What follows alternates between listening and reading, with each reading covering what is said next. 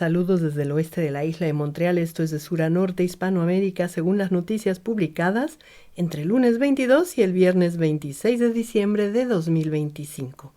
Comencemos con los países que limitan con el Atlántico Sur. En Argentina, la expresidenta Cristina Fernández ingresó el fin de semana al sanatorio Otamendi en Buenos Aires, donde la atendieron con éxito por un cuadro de apendicitis, según informó la agencia Xinhua. Xinhua y France 24 resaltaron en sendos especiales publicados esta semana las peculiaridades de la situación económica argentina. Prensa Latina, con información del diario Página 12, informó que Bruce Friedman, a quien considera el lobista preferido de Donald Trump, visitó Argentina esta semana para organizar encuentros con empresarios, políticos y dirigentes para respaldar el modelo del presidente Javier Milei. Y el mandatario argentino, en su mensaje de Navidad, destacó el descenso de la inflación y del déficit.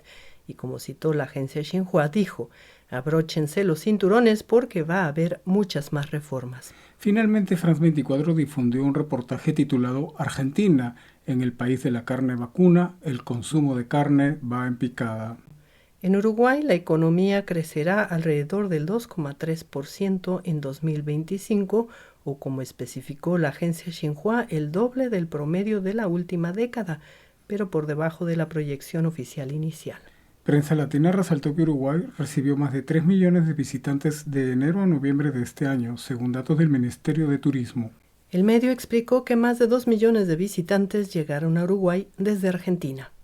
Ahora subamos por los países mediterráneos. En Paraguay, el puente de la integración con Brasil y el centro fronterizo Presidente Franco Alto Paraná fueron inaugurados el fin de semana por el presidente Santiago Peña.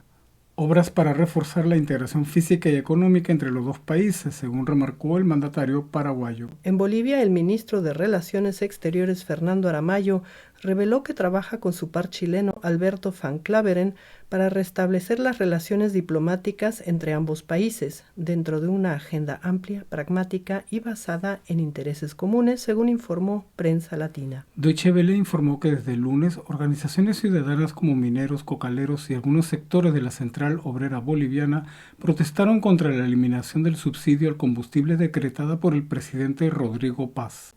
La agencia Xinhua explicó que el costo de la alimentación en Bolivia mantuvo un aumento sostenido a lo largo de 2025, según informó la Defensoría del Pueblo. Y el viernes CNN, con información de la agencia EFE, informó que el vicepresidente de Bolivia, Edman Lara, se declaró opositor al gobierno de Rodrigo Paz y respaldó las movilizaciones contra el retiro a la subvención de los combustibles. El vicepresidente boliviano habría dicho que el presidente Rodrigo Paz se ha puesto del lado de los ricos.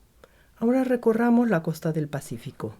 En Chile, Deutsche Welle anunció que el lunes el presidente electo José Antonio Kast viajaría a Ecuador para reunirse con el mandatario Daniel Noboa, su segunda visita internacional tras proclamarse ganador de las elecciones, y que en el mes de enero Kast viajará a Perú para reunirse con el presidente José Gerí.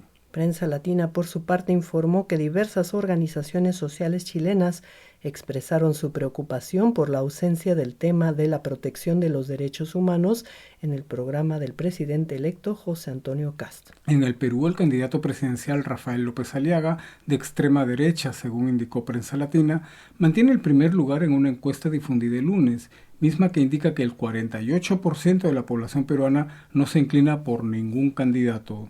La agencia France 24, por su parte, realizó un informe especial esta semana titulado «Perú sufrirá otra crisis de gobierno en 2026», donde resalta que los últimos 10 años este país tuvo 8 presidentes y que el descalabro institucional se traduce en una población abandonada por la gestión pública y que enfrenta el aumento de la inseguridad en las calles. En Ecuador, un tribunal condenó a 11 militares a 34 años y 8 meses de cárcel por la desaparición forzada de 4 menores afrodescendientes, a quienes detuvieron irregularmente el 8 de diciembre de 2024 en Guayaquil, como informaron varios medios.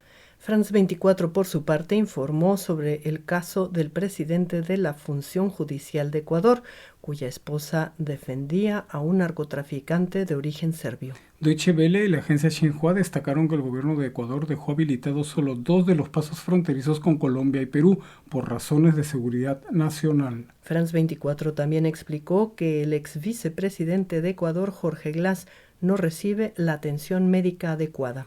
Y Prensa Latina citó a la vicepresidenta de Ecuador y encargada del Ministerio de Salud Pública, María José Pinto, quien señaló que la corrupción y problemas presupuestarios influyen en la crisis sanitaria que enfrenta el país. Y llegamos al norte amazónico, donde el gobierno de Venezuela anunció el domingo la salida de un buque de la compañía estadounidense Chevron, cargado con crudo, en un estricto apego a las normas y cumplimiento de los compromisos asumidos, según informaron Deutsche Welle y otros medios. La misma Deutsche Welle informó que patrullas estadounidenses persiguieron el domingo a un tercer petrolero en el Mar Caribe, cerca de las costas de Venezuela. La agencia Xinhua indicó que el gobierno venezolano denunció ante la Organización Mundial del Comercio las expropiaciones petroleras ejecutadas por el gobierno de Estados Unidos. Y la agencia Reuters citó la recomendación de Donald Trump a Nicolás Maduro, que abandone el gobierno venezolano. La prensa canadiense difundió un cable de AP que informa que un juez federal ordenó al gobierno de Donald Trump que cumpla con el debido proceso en el caso de los venezolanos enviados a la prisión de alta seguridad en El Salvador y que ahora se encuentran en Venezuela. Finalmente, Deutsche Welle informó que el gobierno de Venezuela liberó a 99 personas que fueron detenidas al cuestionar la reelección de Nicolás Maduro en julio de 2024. En Colombia, el Estado Mayor Central, la mayor disidencia de la antigua guerrilla de las FARC, anunció un cese de operaciones por las festividades navideñas y de fin de año, según informó Deutsche Welle. Deutsche Welle también informó que al menos 18 militares fueron secuestrados por civiles el fin de semana en una zona rural del departamento del Chocó, en el oeste de Colombia, al parecer para impedir una operación contra el Ejército de Liberación Nacional. La misma agencia indicó que los militares fueron liberados el lunes. El presidente de Colombia, Gustavo Petro, celebró en la semana el incremento del comercio exterior con Venezuela y explicó que las exportaciones alcanzaron los 2.300 millones de dólares, según informó Prensa Latina. El mandatario colombiano declaró el lunes una emergencia económica por 30 días, luego de que el Congreso archivara su reforma tributaria, según explicó Deutsche Welle. Y France 24 finalizó la semana informando que en las últimas 24 horas cerca de 250 personas han llegado a las ciudades de Cúcuta y Ocaña, en el nororiente de Colombia, desplazados por la violencia en la región de Catatumbo. Ahora pasemos por Centroamérica y el Caribe. En Panamá, las autoridades turísticas anunciaron que superaron la etapa post-pandemia y esta actividad económica vive una fase de consolidación y modernización, según explicó Prensa Latina. En Cuba, el presidente Miguel Díaz-Canel reiteró en la semana la voluntad de su gobierno de participar en la Unión Económica Euroasiática, según informó Prensa Latina. La agencia Xinhua destacó en la semana que Cuba ha centrado sus limitados recursos en una estrategia integral para recuperar el sistema electroenergético nacional, con un plan de inversiones dirigido a la habilitación de parques fotovoltaicos. Y el ministro de Relaciones Exteriores de Cuba, Bruno Rodríguez, alertó en la semana sobre el crecimiento del gasto militar en Estados Unidos con una publicación en la red social X, según informó Prensa Latina. En Honduras, el Consejo Nacional Electoral reanudó el domingo el escrutinio especial para revisar las más de 2.000 actas con inconsistencias, según informó Deutsche Welle. Prensa Latina, por su parte, informó que connotadas figuras del Partido Liberal de Honduras fueron retirando su apoyo al candidato presidencial Salvador Nasrallah. Y Deutsche Welle, entre otros medios, informaron que el empresario conservador Nasri Asfura fue proclamado oficialmente este miércoles como nuevo presidente de Honduras. France 24 explicó que Asfura, de origen palestino, llega a la presidencia de Honduras con una promesa de gobernar con mano dura contra el crimen y de crear empleo, además de contar con el respaldo de Donald Trump. En El Salvador, el Poder Judicial condenó a decenas de miembros de la Mara Salvatrucha a varios siglos de prisión, incluido uno con más de 1.000 años de encierro, según explicó Deutsche Welle. La agencia alemana de noticias explicó que desde marzo de 2022 el presidente salvadoreño Nayib Bukele enfrenta a las pandillas con un régimen de excepción que permite arrestos sin orden judicial. Prensa Latina, por su parte, resaltó que El Salvador va por un récord en la recepción de remesas, principalmente de territorio estadounidense, y cita datos del Banco Central de Reserva, donde muestra que hasta el mes de noviembre el país iba recibiendo más de 9.000 millones de dólares. En Guatemala, el mapa de desnutrición aguda en menores de 5 años muestra que el mayor número de casos se concentra en áreas urbanas, según informó Prensa Latina.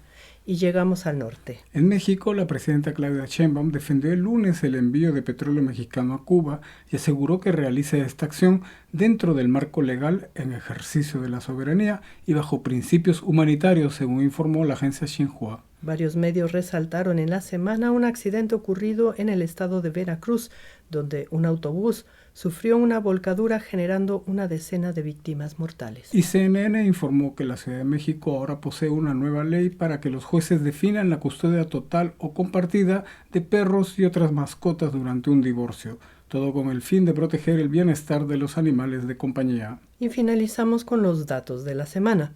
Brasil, Argentina, Uruguay, Paraguay y Bolivia aseguraron que, a pesar de las dudas por parte de la Unión Europea, esperan lograr un acuerdo comercial, según informó France 24. La misma agencia dijo que el bloque económico europeo se compromete a solucionar sus diferencias internas en enero para poder firmar este acuerdo comercial que lleva 26 años en negociaciones. Deutsche Welle, por su parte, informó que el Papa León XIV dijo que cada uno de nosotros puede y debe hacer lo que le corresponde para rechazar el odio, la violencia y la confrontación y practicar el diálogo, la paz y la reconciliación. Y al respecto de América Latina, el sumo pontífice pidió que el niño Jesús inspire a quienes tienen responsabilidades políticas para que le den espacio al diálogo por el bien común y no a las exclusiones ideológicas y partidistas, según citó la misma agencia noticiosa alemana. Bueno, amigos y amigas, esto fue de sur a norte desde la isla de Montreal. Esperamos que hayan pasado una feliz Navidad y les deseamos un maravilloso y fructífero 2026 y nos despedimos. Hasta la próxima.